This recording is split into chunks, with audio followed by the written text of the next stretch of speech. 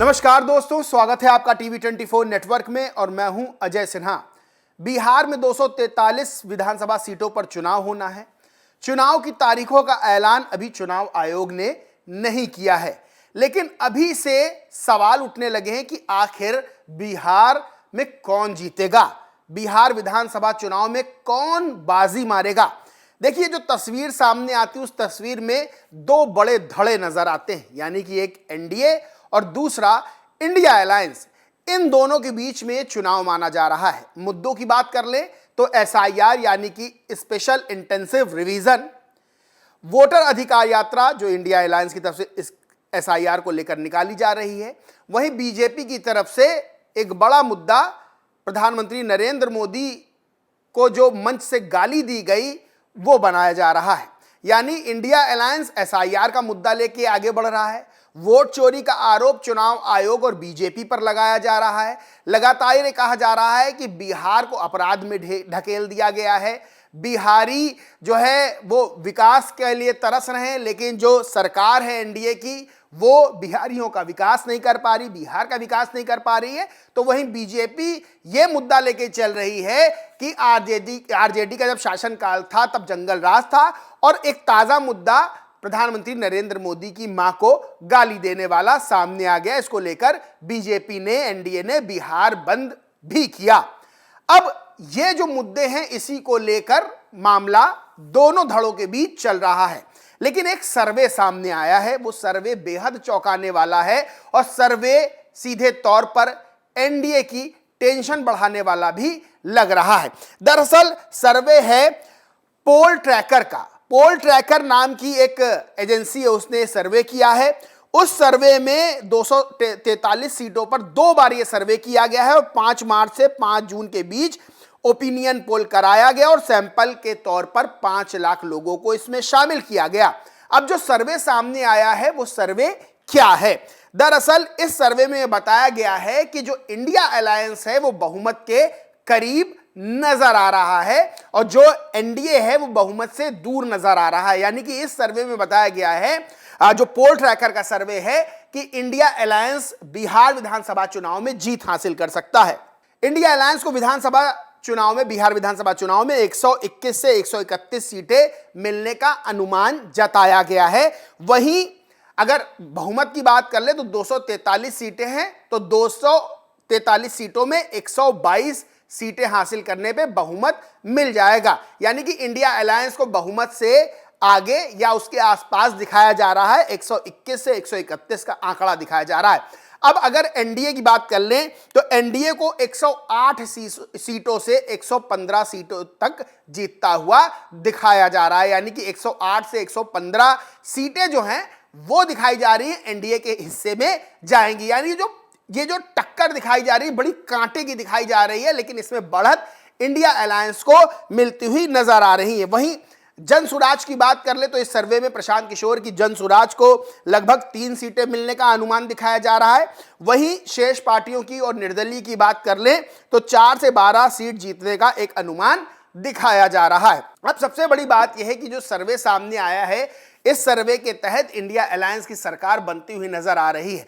लेकिन अगर प्रॉपर देखा जाए, अगर ठीक से देखा जाए तो ये दो धड़ों के बीच चुनाव है, दो बड़े धड़े हैं, एनडीए और इंडिया अलायंस।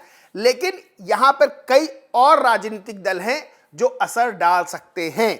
जैसे कि जन सुराज की बात की जाए, जो इस सर्वे में 3 सीटें जीतता हो जिसे दिखाया जा रहा है, जन सुराज एक बड़ा अहम रोल अदा कर सकता है इस बिहार विधानसभा चुनाव में। असदुद्दीन ओवैसी की AIMIM पार्टी है, वो भी एक बड़ा रोल अदा कर सकती, खास तौर से सीमांचल क्षेत्र में। वहीं बीएसपी सुप्रीमो मायावती की बीएसपी है, जो कि वहां पर 243 सीटों पर चुनाव लड़ेगी और दलितों का एक ठीक ठाक वोट जो है वो बीएसपी को मिलता रहा है। ऐसे ही और भी दूसरे दल या निर्दलीय हैं जो कि इस चुनावी खेल में अपनी अपनी गोटियां चलेंगे। बहरहाल ये तय है कि ये जो चुनाव है वो इंडिया और एनडीए के बीच में होता हुआ सीधे तौर पर नजर आ रहा है। मुद्दों की मैंने आपको बताया कि जो बड़े बड़े मुद्दे हैं वो मुद्दे एसआईआर का है, वोट चोरी का है, मां को गाली का है, बिहार के विकास का है, बिहार में युवाओं के रोजगार का है, बीपीएससी संबंधित है। तमाम ये जो बड़े बड़े मुद्दे हैं ये मुद्दे ही सरकार बनाएंगे।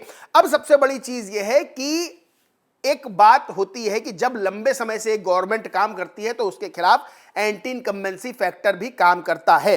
बिहार में माना जा रहा है कि इस बार एंटी इनकम्बेंसी फैक्टर काम कर सकता है। और जिस तरह से नीतीश कुमार को लेकर तमाम तरह की तस्वीरें सामने आती हैं, तमाम तरह के वीडियोस सामने आते हैं, विपक्ष खासतौर से तेजस्वी यादव आरजेडी ये आरोप लगाते रहते हैं, ये तंज कसते रहते हैं कि जो नीतीश कुमार है मानसिक रूप से स्वस्थ नहीं है।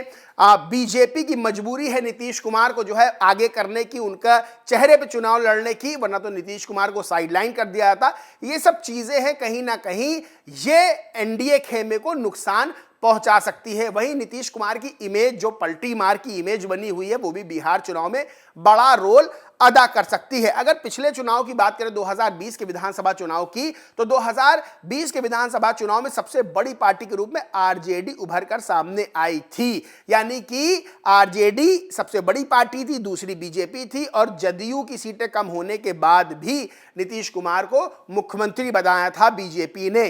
बाद में नीतीश कुमार पलटी मार के तेजस्वी यादव के साथ जाते हैं, तेजस्वी यादव उप मुख्यमंत्री बनते हैं, नीतीश कुमार मुख्यमंत्री बनते हैं, फिर नीतीश कुमार पलटी मारते हैं, फिर बीजेपी के साथ आते हैं और फिर वो मुख्यमंत्री बनते हैं। और बीजेपी दो डिप्टी सीएम विजय सिन्हा और सम्राट चौधरी को सामने लाती है डिप्टी सीएम के रूप में। आरजेडी ये भी आरोप लगाती है कि नीतीश कुमार के ऊपर दो डिप्टी सीएम बीजेपी ने बैठा रखे।